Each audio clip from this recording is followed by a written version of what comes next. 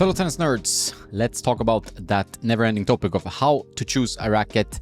It might be time for a new racket. It might be time to change things up in your game. The racket can help. It does make a difference. It can save you from arm pain. It can give you more power. It can give you more control. Depends what you're looking for. And to know that, the best way is obviously to have someone tell you, like a coach or your hitting partners, but also recording yourself using your iPhone, your action camera, whatever. Put a tripod behind you when you play or hang it on the fence, and then you get some information about your game. So one thing I want to point out, there are a few key rules, and then we'll get to some recommendations, but you like what you like.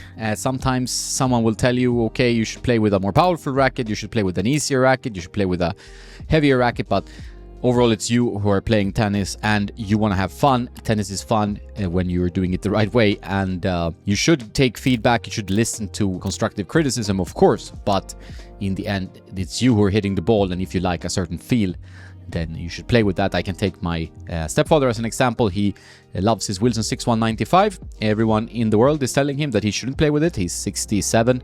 And he is obviously not in his peak physical shape in his life, but he's doing well. He's playing 6 times a week, and he finds that this racket works the best for him. He enjoys playing with it, and doesn't matter if he gets to try every single racket that I bring to the court, but he likes this frame. So I'm not one to tell you to switch to something that you don't like when you're playing with something you like, even if on paper it might not be the most suitable racket for you. So that's a very important fact, that you should play with what you like, with what makes you enjoy tennis, unless it's hurting you, right? So unless you're actually getting physical pain, arm, wrist, shoulder pain from it. You can't get everything in a racket. There's no perfect racket out there, and you need to kind of dial in what you want more. So you have a current setup.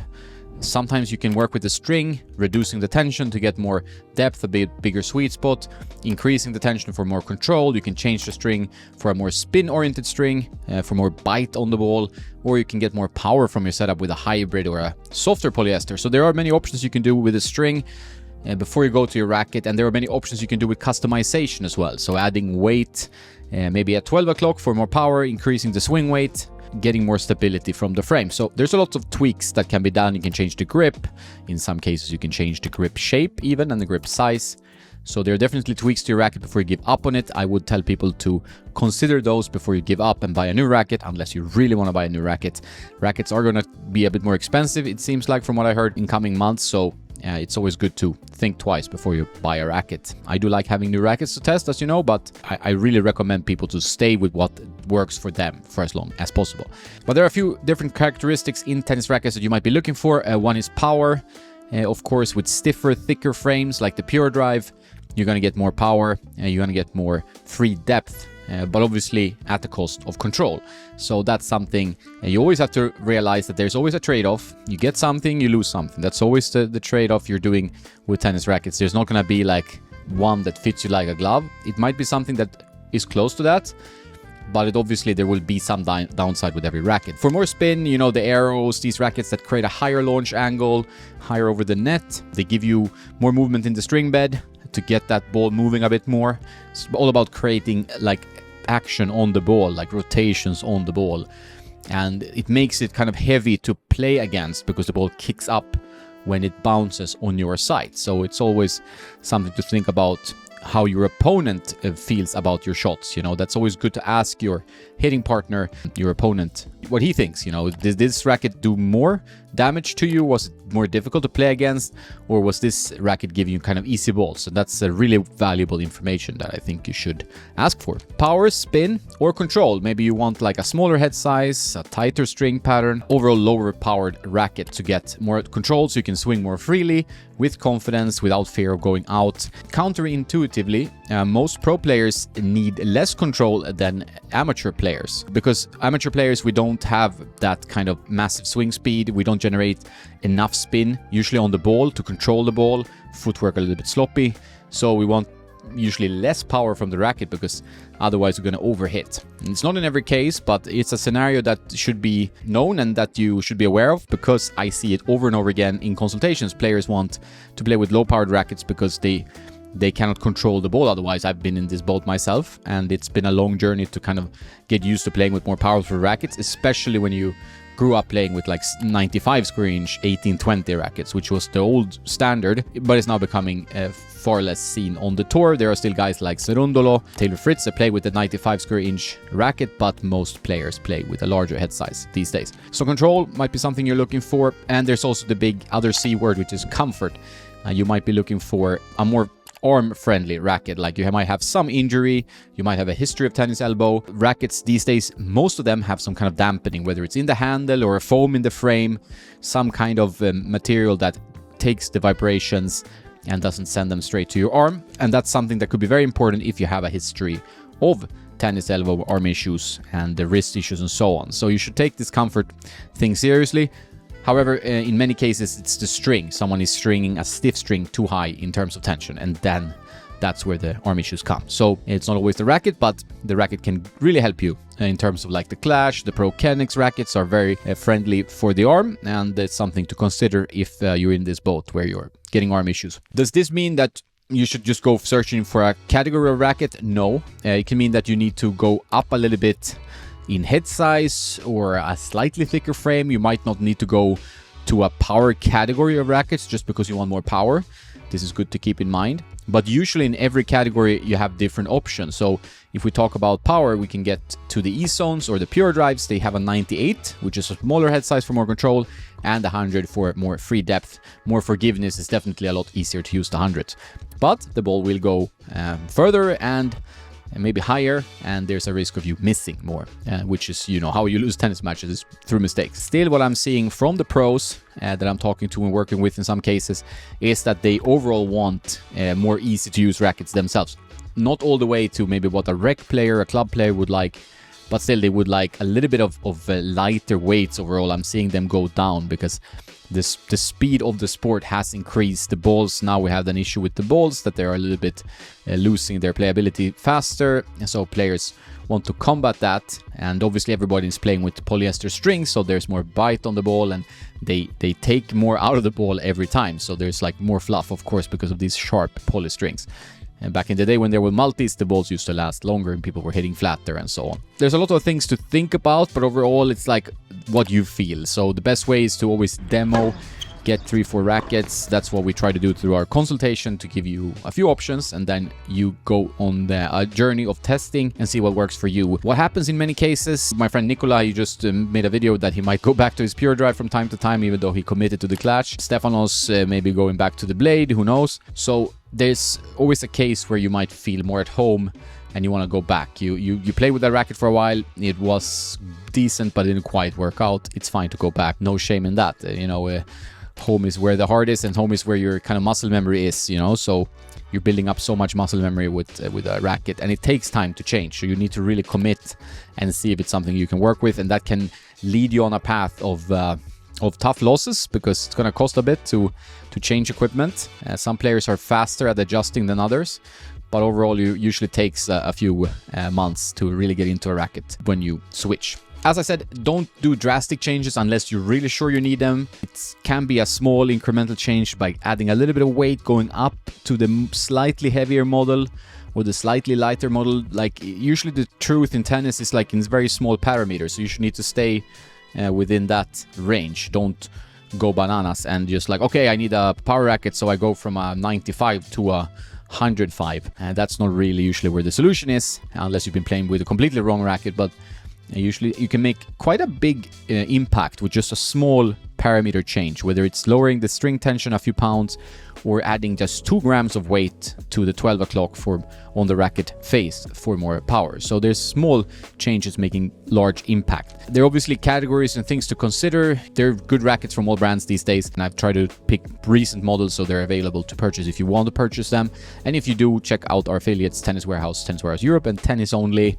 And you can get deals and discounts on tennisnerd.net on strings and rackets and shoes and whatnot. So go to our deals page there. Most players will be in a span of 98, which is the control head size, to 100 square inches. That is like the majority of players.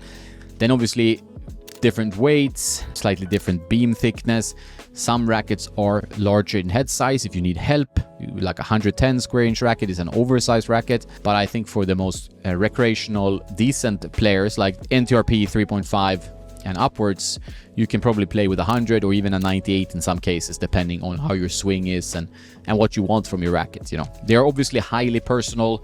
That's why it's so tough to generalize too much. I try to give as much information as I can, but each case is kind of individual, although you see patterns repeat. I've been doing consultations now for many years, and yeah, I've seen many patterns repeat, and I keep every consultation, so you can go back and study it, you know, and see what the trends as well over the years. So there are many different types of rackets, and if we go into the different categories, we can talk about power rackets, which is your Babolat Pure Drive, your Yonex E-Zone, Dunlop FX, Head Boom, Wilson Ultra, Technifiber TFX1, and Diadem Nova. I picked some brands there. Solinco Blackout could be mentioned there as well. These are stiffer and thicker frames, which give you free depth, power, as you can call it, like the ball shoots out faster, it has less usually dwell time. Although even in this category, you can find rackets like the Boom, which has a little bit more comfort focus and has a longer time on the strings, while the other rackets usually, like, it shoots it back more immediately. It's a bit more board like this category of rackets. And the power rackets tend to not focus so much on the spin and the launch. They want to shoot the racket back just like quickly and straight towards the opponent. If that's what you like, if you like to hit kind of more flat and aggressive, this is a racket category where I would see you, depending on your level. You could go for 98 for more control, with ISO 98, for example, Pure Drive 100 for a bit more help. And then there are obviously different weight ranges for each racket. In spin rackets, they are medium stiff, kind of powerful, but not all the way to power rackets. And they're more about the launch angle, the movement in the strings. They usually have something called spin grommets up in the racket face that accentuates the string movement, creates more spin, more action on the ball. And that's a typical spin racket. And they usually have like a more aerodynamic profile, because players hit it more, you know, under and up, trying to spin the ball, get a lot of rotations on the ball. You can be a pretty flat player and have an issue with hitting the tape, and then this racket could help you with its launch. So it's still something, depending on the racket you choose, where you can get a little bit of launch. Like the Aero 98 has an extreme launch for a 98, while like a Dunlop SX 300 Tour, for example, has quite a low launch for a 98. So you can find all different options. That would be good to kind of look at the review and see if it could work for you. In this category of frames, we have the Aero, we have the Yonex V-Core, the Dunlop SX, the Head Extreme, the Wilson Shift, and the Diadem Axis. To name a few, you could put the Technifiber TFX1 and Solinco Blackout in this category as well. And I'm sure other frames, but those are the main brands, right? And then we get to control rackets. This used to be the main category. Everybody liked control. People play with multi-filament strings. We're going back 20 years here, kind of. But nowadays, it's a lot more about power. Game is faster. And control rackets are even them now a little bit more firm overall. Babolat Pure Strike is a great example of a control racket with more power than you might think. Yonex Percept, a little bit more less powerful than the Pure Strike. Dunlop CX the same. Head Radical. You can also add the Head Prestige and even the Gravity Head. They have so many kind of control-oriented rackets in their range. Wilson Blade and Wilson Pro Staff could be mentioned here. A Technifiber TF40 and actually T-Fight as well. You could put that in between depending on the head size, because there's an in-between category, of course, as well, to make it more complicated. But control rackets are usually thinner in beam, lower in flex rating, so it has a longer stay on the string bed, and you play with more confidence, but also you can be punished because the shots will not automatically go deep. You know, you have to generate a lot more, you have to work more with your legs. It's a more demanding frame. However, you're feeling more in control, so you know where the ball is going, hopefully, when you're playing with a control racket. So depends on the player, what you like, but this is a category that's still around, although I would say the power and the spin rackets are being sold more these days overall, except the Blade, which is kind of a bestseller still. That is kind of the control racket that you see the most these days, alongside the Radical from Head. Okay, the in-betweeners, that's a pretty big category in itself, but I have a few different ones. Now, not all racket brands have these options. So the Head Speed is a classic, the Head Speed MP, trying to give you a balance, like a little spin, a little control, a little comfort, a little power. You know, they're trying to be that balance, which sounds ideal, but might not work for you anyway, right? So it's a category where if you don't know what racket might suit for you, it could be worth testing.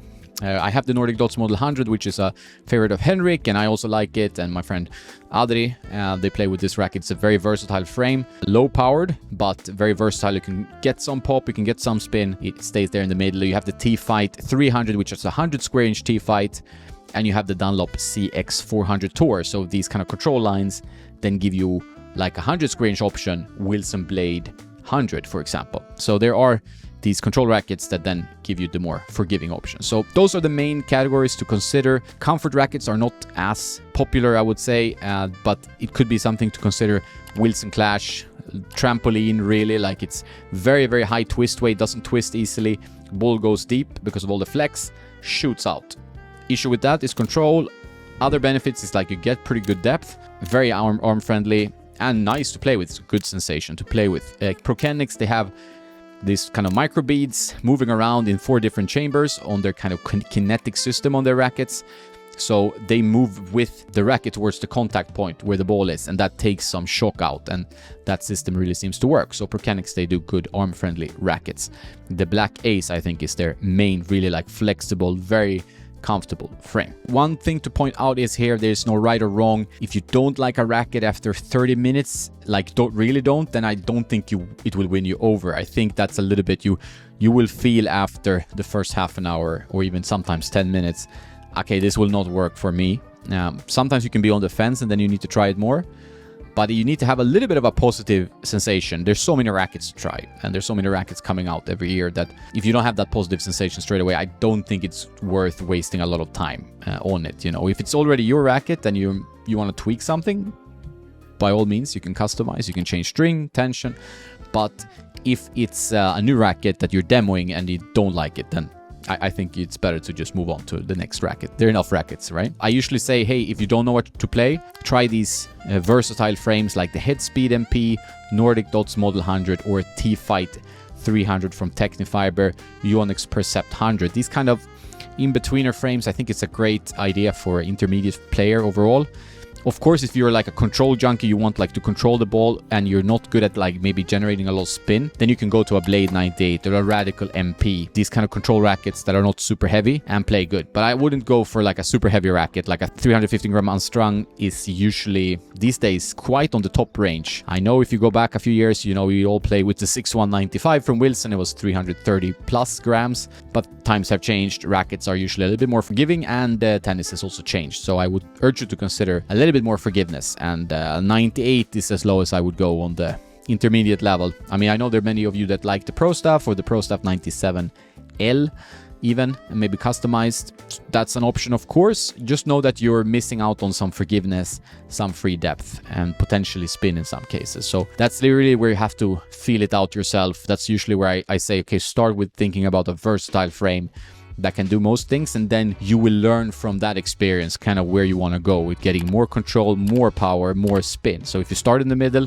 you can move to the different corners of the racket map and find your frame, hopefully. So that's my general advice. Strings are half of the racket, so make sure you keep up on your restringing. Dead strings take all of this, all the spin out of it, all of the elasticity.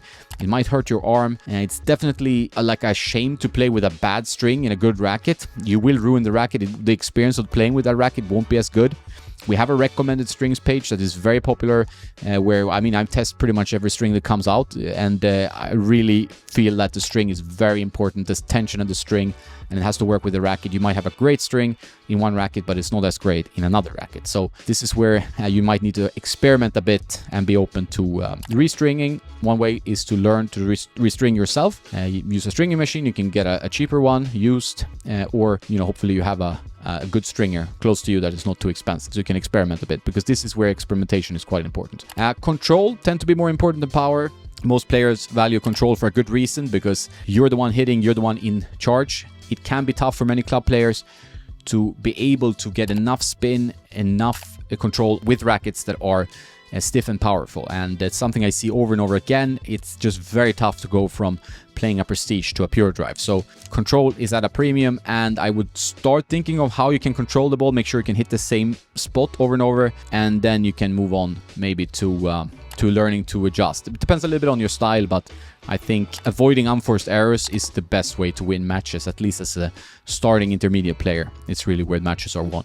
So good to know that, at least. So I hope this guide, how to choose a tennis racket, has given you some guidance, some tips on how to do it. Please put your comments and questions below, and if I get a lot of them, I will do a follow-up Q&A where I discuss that. That's it for today. Have a nice day, and don't forget to play some tennis.